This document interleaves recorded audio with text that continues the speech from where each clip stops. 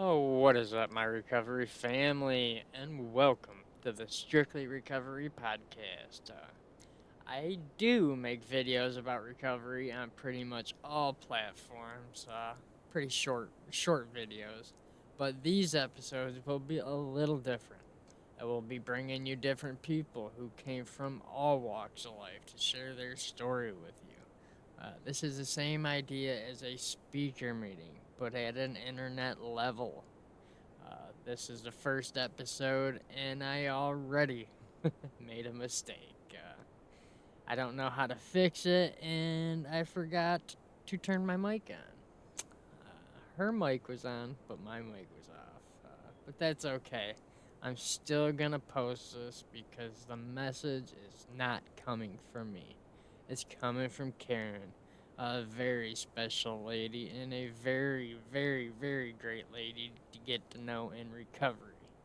Uh, and we can hear her loud and clear. So I hope you all enjoy. Here you go.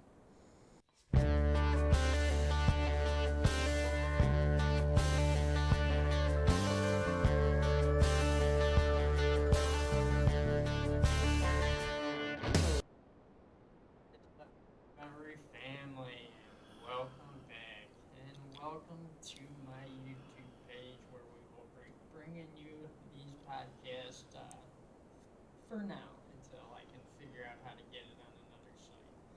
But yeah, we will be bringing you some experience, strength, and hope, just like they would do at an open talk meeting. We'll it at home. Today we will be having a very special person. She's very big in the recovery world here at the club that I go to, and her name is Karen, and I will just let her get going. Hello, Karen. Hello. Hello, everyone.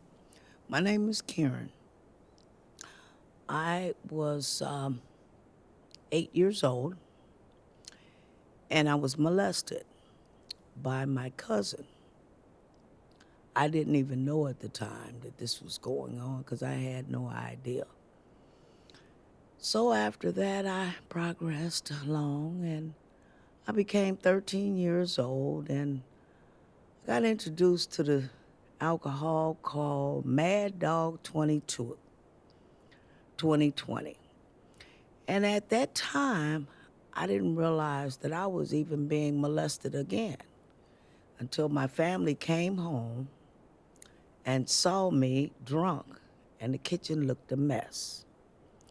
So then I was taken up and taken to the hospital and everything else. And time went on and I began in high school to find that thing called alcohol.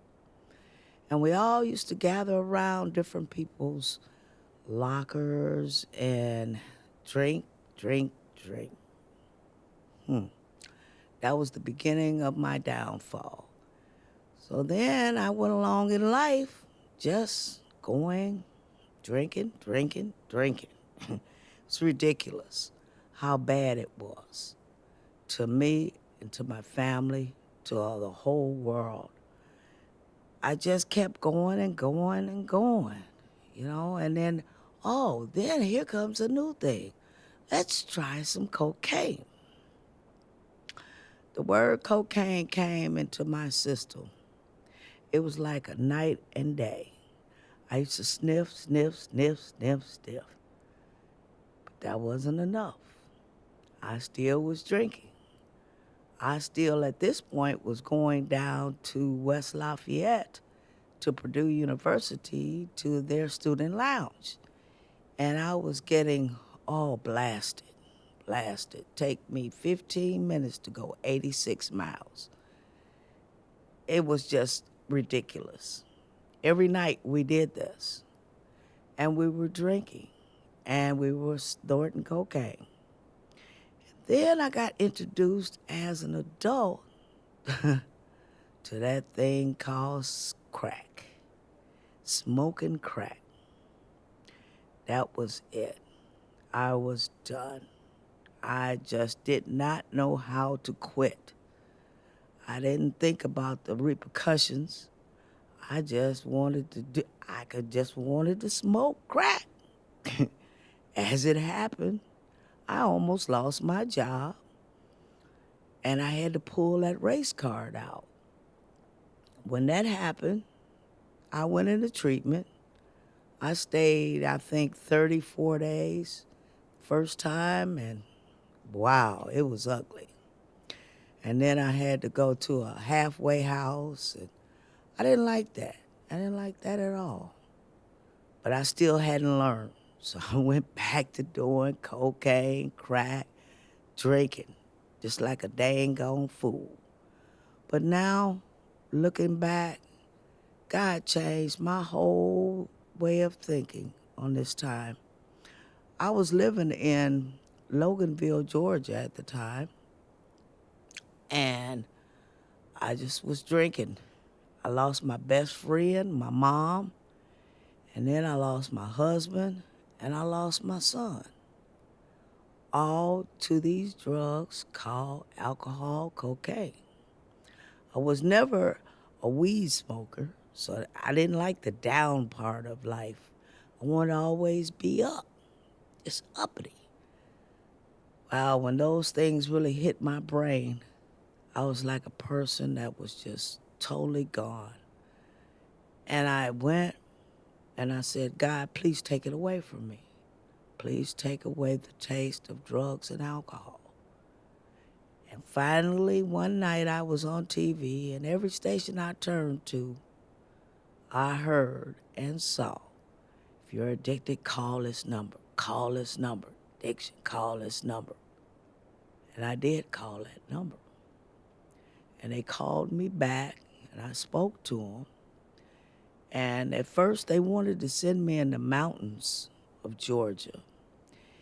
And then they said, no, are you open to going any place? I said, well, no, I'm not against it. And I got to the airport that night and I saw the plane taxiing out. And it was supposed to come to Michigan.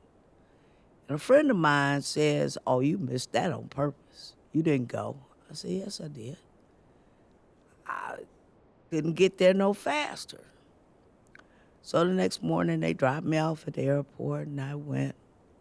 And I came to the state of Michigan, which I grew up in Indiana, so knowing Michigan, it was cold here. It was okay. I went in to treatment knowing I had to change. I had to become a woman now to understand life on life's terms. And I went there for 30 days, and they asked me, would I go into a house, a recovery house? And I said yes. I will do whatever it takes to stay clean and sober. And 7.5 years later, I am still clean and sober at the EAC. I love it. I'm a part of it. It's a part of me now. And I understand that I must come here to keep what I have and to give it away for everyone else around here so they can understand that you can quit. It is attainable if you only try. Thank you so much for letting me speak. Thank you. Thank you so much, Karen, and that's why we do this to give it away to the whole world. That's right. You know. That's right. But you say you came from Georgia, right? Well, I grew up in Indiana, Oh, in did you? Gary. Oh, Gary. wow, that's crazy. My dad was born Oh, wow. there. That's Yeah. crazy. Yeah. But you came here from Georgia, Yes. and you've been here 7.5 years. Yes. Did you come? You came here to get sober, Yes. and Yes. you've done all this. I've done all of this.